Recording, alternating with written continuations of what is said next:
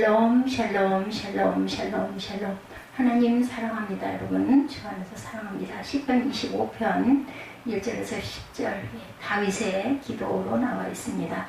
25편 1절에 보니까 야훼여 나의 영혼이 주를 우러러 보나이다 이렇게 시작하죠. 나의 하나님이여 내가 주께 의지하여 싸우니 나를 부끄럽지 않게 하시고 나의 원수들이 나를 이겨 개가를 부르지 못하게 하소서.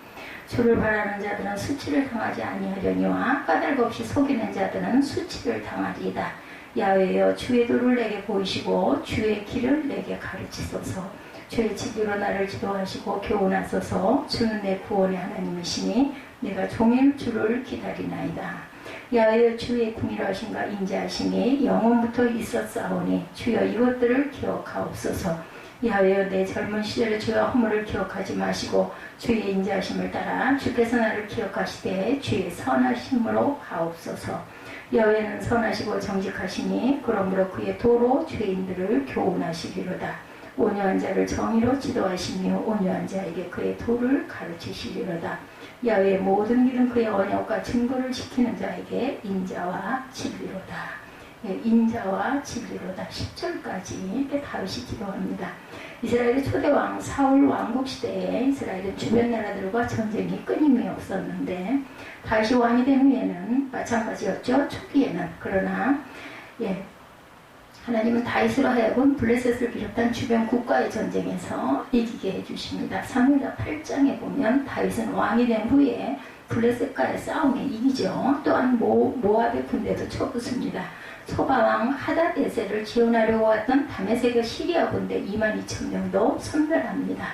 다윗은 시리아의 다메섹에 주둔군을 배치하고 그들 나라로부터 정기적으로 조공을 받습니다. 다윗은 소바왕 하닷에셀의 신하들이 들고 다니던 금방패를 모조리 빼앗았고 많은 양의 청동을 빼앗아서 예루살렘으로 가져오죠.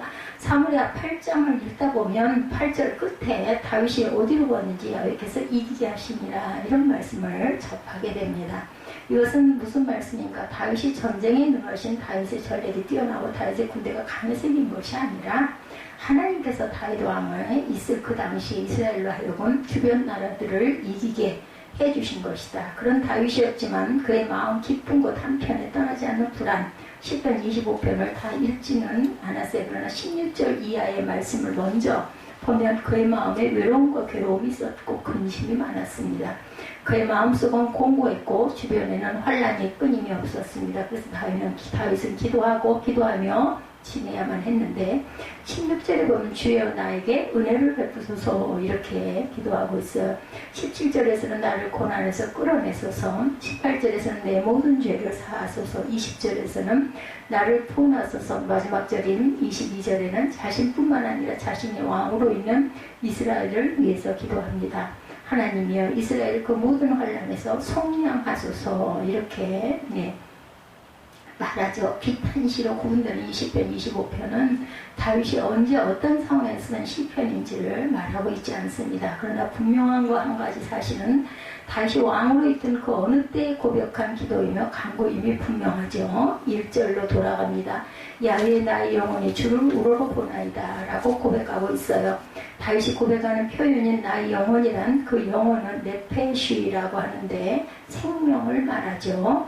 우리는 천국과 영혼을 믿지만 이 땅에 사는 동안에는 지금 내 목숨이 붙어있고 내 생명이 보존되어 있는 그 여건에서 주님을 찬양하고 하나님께 경배하고 예배드리는 것이죠. 우러러 본다는 것은 고개를 쳐들고 위를 바라보는 것을 의미합니다. 요즘 기도회로 모이는 교회들이 있으실 거예요. 많은 분들은 아니지만 거리 지역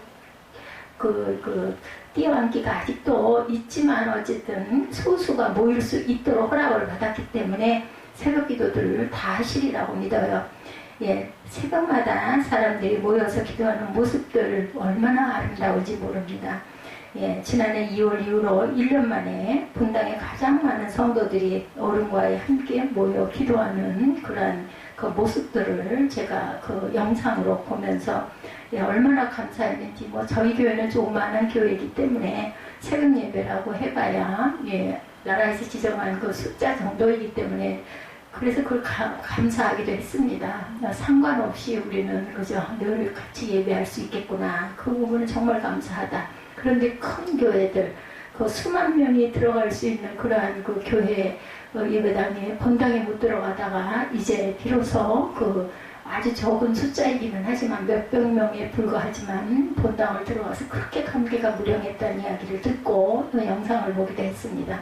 누워갖고 기도할 수 있는데 캄캄한 예배당에 희미하게 보이는 높게 메어달린 십자가를 쳐다보며 기도할 때 예수께서는 십자가에 달려 계신 주님이시죠. 예수는 십자가의 죽음, 무덤 속의 죽음을 이기시고 부활하신 하나님의 아들이십니다. 그러나 우리는 십자가를 바라보며 고난당하신 예수님 영문 밖으로 끌어나가셔서 십자가에 달려 못 박혀 죽임당하신 예수님을 늘 생각하고 계신지요?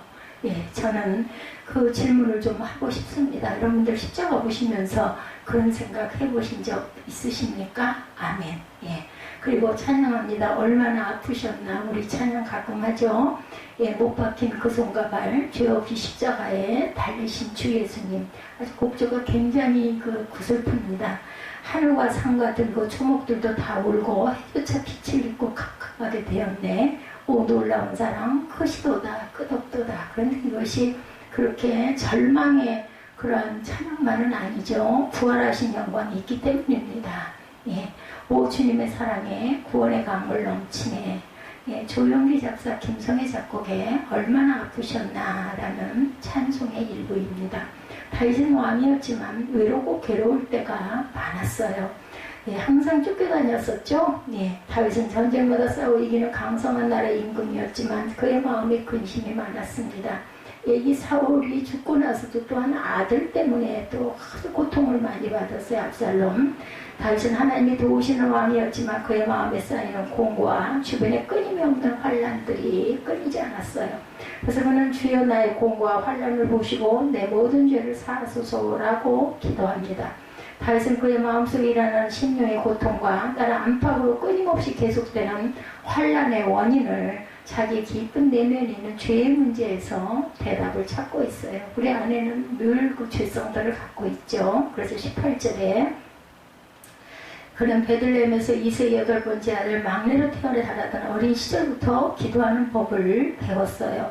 어려서도 기도했고 소년기도 기도했죠. 나는 만군의 주 야훼의 이름으로 나아간다. 고 소리치면서 블레셋의 골리앗 장군을 무서워하지 않고 물맷돌 하나로 그를 골리앗 장군을 그저 물리치는 아주 기가 막힌 기적을 일으키기도 했습니다. 물매 용동물 돌멩이 5개를 들고 골리앗을 향해 나아가던 소년 다윗에게 그런 믿음과 기도 생활에 충만함이 있었기 때문입니다.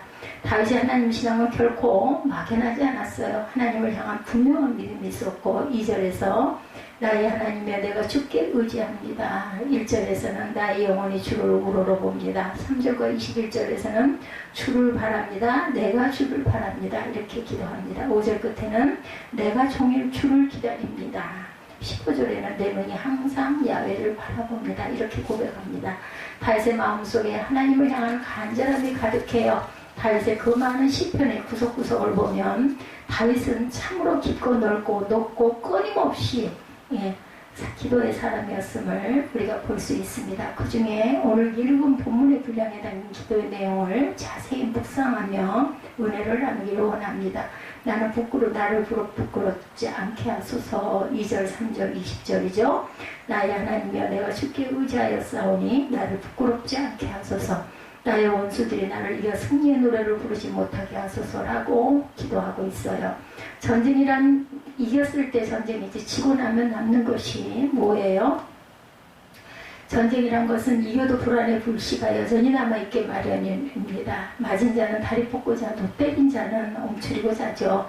다윗은 그가 임금으로 있던 당시 수많은 전쟁에서 또 이겼습니다. 이겼다기보다는 하나님께서 다윗으로 하여금 이기게끔 하나님이 싸워주셨죠.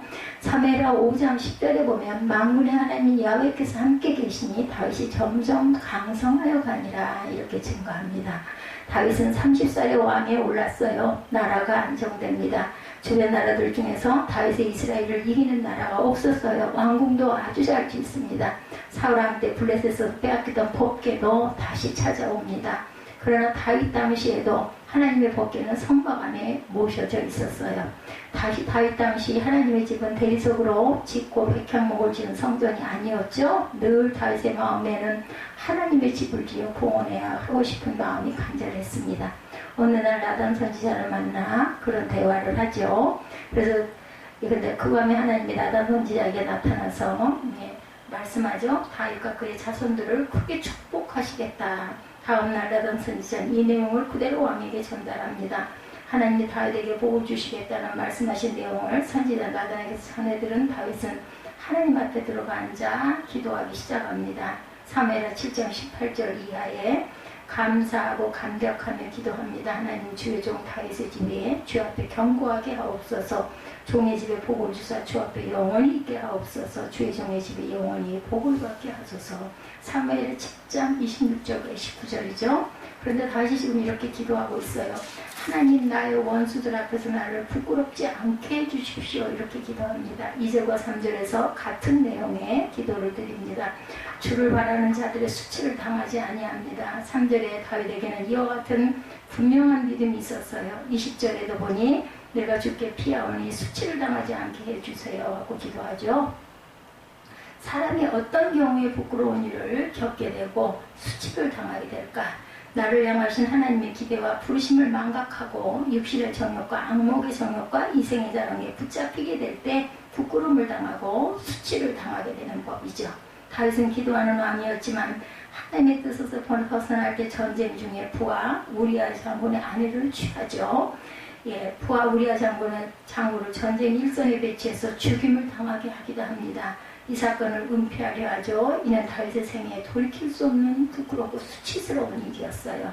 하나님의 용서가 아니었다면 모든 것이 끝날 수밖에 없는 사건. 그런 언약한 다윗을 하나님이 붙들어 쓰십니다. 그러므로 나의 하나님 나를 부끄럽지 않게 하소서라는 기도는 매 순간 드리고 또 드려야 하는 기도입니다. 왕이라도 거짓되면 부끄러워지고 죄악을 범하면 부끄러워지는 법이죠. 잠언 22장 1절에 많은 재물보다 명예를 택할 것이요 은이나 금보다 은총을 더욱 택할 것이니라 이렇게 증거합니다. 잠언 24장 1절에는 너는 악인의 형통함을 부러워하지 말며 그와 함께 있으려고도 하지 말지니라 교훈하고 있습니다.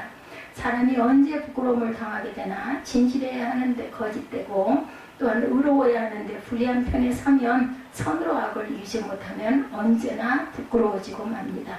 이는 왕이든 평면이든 상관이 없죠. 하나님은 하나님의 백성들이 하나님의 마음과 이웃에게 대하여 진실하고 성실하고 거룩한 자로 살아가기를 원하셔요. 주의 길을 내게 가르치소서. 주의 도를 내게 보이시고 주의 길을 내게 가르치소서. 주의 진리로 나를 지도하소서. 주의 진리로 나를 교훈하소서.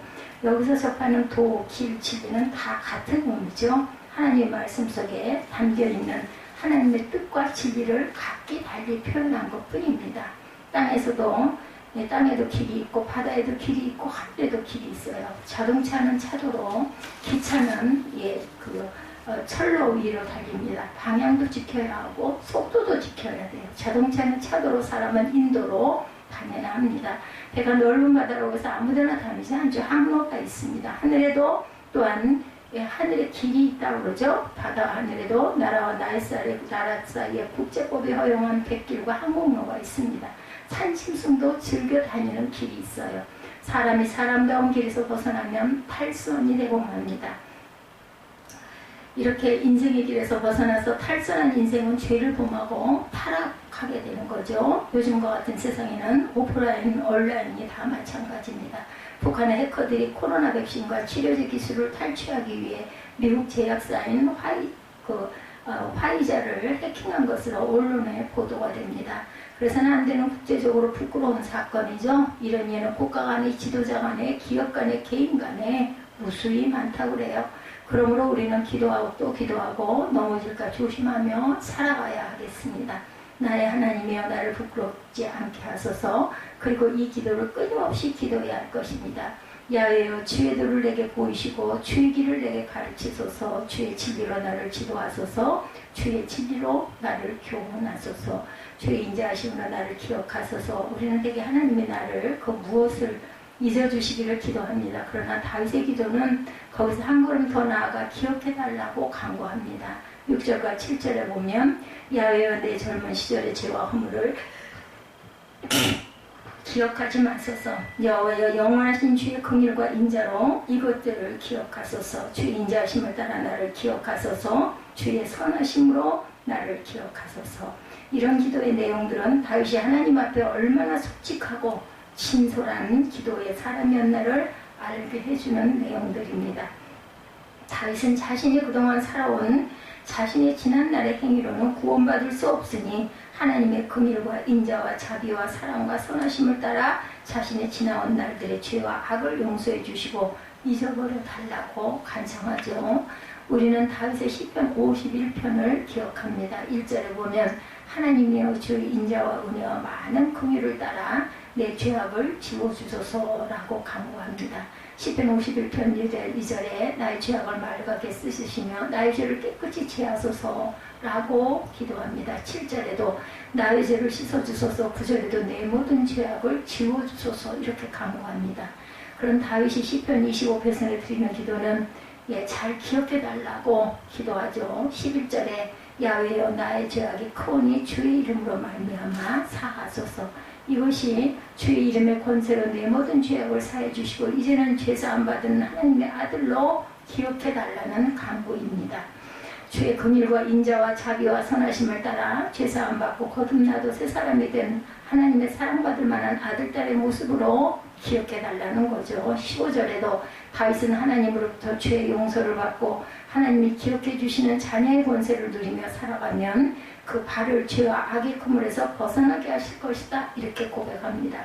그런 은혜를 누리기 위해서 15절에 내 눈이 항상 야훼를 바라보문이라는 다윗의 고백처럼 밤낮 없이 야훼를 바라보는 삶이 지속적으로 계속해 나가야 할 줄 믿습니다. 92세에 신구약을 7번 쓰시게 되신 어떤 분의 고백입니다. 5자녀뿐만 아니라 7 손자녀까지 한 권씩 유산처럼 선물로 주시려면 아직도 5권을 더 쓰셔야 할 것이다.